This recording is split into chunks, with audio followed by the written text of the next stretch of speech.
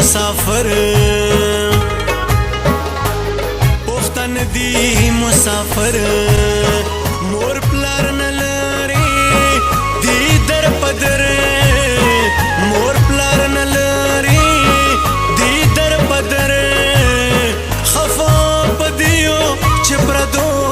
مزدورو خړل خدای زمون خګلی ځوانان مسافرو خړل خدای زمون خګلی ځوانان مسافرو خړل